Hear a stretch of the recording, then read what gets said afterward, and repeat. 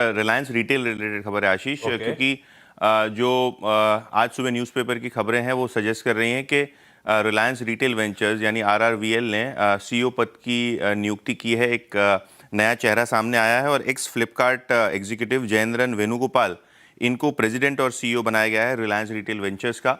Obviously ये जो promoter family है ईशा अंबानी, उनके साथ क्लोजली काम करेंगे रिटेल बिजनेस को एक्सपैंड करने के लिए। और जहाँ तक कि सवाल है मैंडेट का, तो क्लियरली इनका रहेगा कि जो रिटेल पोर्टफोलियो है और उसका जो स्केल है उसको किस तरीके से बढ़ाया जाए। ऑब्वियसली जो डिजिटल प्लेटफॉर्म है रिलायंस रिटेल के, यहाँ भी क्योंकि ये फ्लिपकार्ट से आते हैं तो यहाँ भी एक तवज्जो दिया जाएगा। तो देखते हैं इस रिलायंस रिटेल की एग्जीक्यूटिव अपॉइंटमेंट के बाद स्टॉक कैसे रिएक्ट करता है। ओके। बायोकॉन में ऑब्वियसली बाजार में एक विफ था और यहाँ आपको एक बोर्ड मीटिंग नज़र आ रही है। दिसंबर 6 को कंपनी एक अहम बोर्ड बैठक करने वाली है, जहाँ बायोकॉन बायोलॉजिक्स जो इनकी सब्सिडरी है, इनमें कुछ इन्वेस्टर्स के शेयर्स वो बायबैक करेंगे। अच्छा, जो बायबैक का मोड होगा वो शायद कैश या अपने शेयर्स इशुएंस के ऊपर बोर्ड एक डिसीजन लेगा। तो अभी तक ये तय नहीं है कि ये शेयर स्वैप होगा या कोई कैश कंसिडरेशन बायोकॉन देगा। ऑब्वियसली प्रोबेबिलिटी शेयर स्वैप की ज़्यादा है। और कौन से इन्वेस्टर्स हैं इनका डिस्क्लोजर अभी तक आया नहीं है, लेकिन बहुत सारे इन्वेस्टर्स हैं बायोलॉजिक्स बिजनेस में, इंक्लूडिंग सीरम इंस्टीट्यूट। तो देखते हैं ये किस तरीके से ट्रांजैक्शन शेपअप होता है। और कंपनी अपना फंड भी जुटाने वाली है एनसीडीज के जरिए और डेट के जरिए। तो बायोकॉन फोकस में रहेगा। इसके अलावा एरिस लाइफ साइंसेज की एक एनालिस्ट मीट थी, जहां इन्होंने आगे आने वाले बिजनेस अपॉर्चुनिटीज़ के बारे में बात की है। GLP-1 जो वेट लॉस ड्रग है सेमाग्लूटाइड, इसके ऊपर कंपनी को लगता है कि 3 से 4 हज़ार करोड़ की अपॉर्चुनिटी होनी चाहिए। आगे जाके इनका जो डेट टू इक्विटी रेशियो है ये आधा करने का टारगेट है।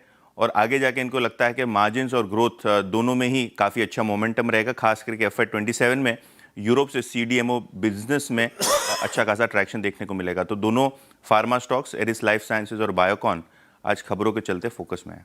खबरों के चलते काफ़ी अहम खबर है, क्योंकि इन्होंने ONGC के साथ एक बड़ी डील और कॉन्ट्रैक्ट साइन किया है। ये 15 साल का बाइंडिंग टर्म शीट है इथेन अनलोडिंग, स्टोरेज और हैंडलिंग के लिए, जहां ONGC के लिए ये इथेन गैस जो है ये हैंडल करेंगे। और कुल मिला के जो पूरा ONGC का बिजनेस है इथेन को लेके, ये इनको मिलता हुआ नजर पड़ेगा।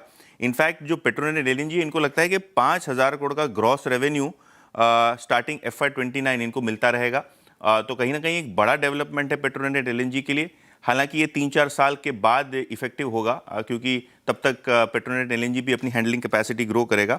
तो देखते हैं स्टॉक कैसे रिएक्ट करता है। ब्रोकरेजेस के हिसाब से SOTP के वैल्यूएशन में लगभग 2 से 3 हज़ार करोड़ की वैल्यूएशन ऐड करता है पेट्रोनेट के लिए। तो ये जो सीमेंट, ये स्टॉक फोकस में रहेगा, क्योंकि इन्होंने अपने एक नया प्लांट कमीशन कर दिया है। इन्होंने कुल मिला के 3.3 दशमलव की MTPA capacity clinker unit Bihar के पन्ना में शुरू कर दिया है। इसके अलावा इन्होंने O2 रिन्यूएबल में भी 12% हिस्सेदारी खरीदी है, जिसके अंदर शायद इनका ओवरऑल जो प्रोजेक्ट कॉस्ट है पावर के साइड पे वो कम होता हुआ नजर पड़े। इसके अलावा गोदावरी पावर एंड इस्पात, ये भी एक काउंटर फोकस में, क्योंकि इनको छत्तीसगढ़ में एक्सपेंशन के लिए मंजूरी मिल गई है और 2 MTPA का ये एडिशनल प्लांट लगाएंगे, जिसके बाद इनकी छत्तीसगढ़ की कुल कैपेसिटी 4.7 MTPA होती रहेगी। तो ये एक काउंटर है जो फोकस में रहेगा। इसके अलावा ब्रिगेड एंटरप्राइजेस फोकस में है। इनको एक GST डिमांड नोटिस मिला है 70 करोड़ का, तो यहाँ शायद आज थोड़ा बहुत प्रेशर रह सकता है स्टॉक में। पाइन लैब्स के Q2 नंबर्स आए हैं। मुनाफा 6 करोड़ आया है, जो 32 करोड़ का लॉस था लास्ट ईयर, और EBITDA 75 करोड़ बढ़ा है, जो पिछले साल 32.2 करोड़ था। तो ये एक नई लिस्टिंग है जिसके अर्निंग्स आए और मार्जिन भी बहुत अच्छी तरीके से एक्सपैंड होते हुए लगभग 5 परसेंटेज पॉइंट से 12% के आसपास। लिस्टिंग के बाद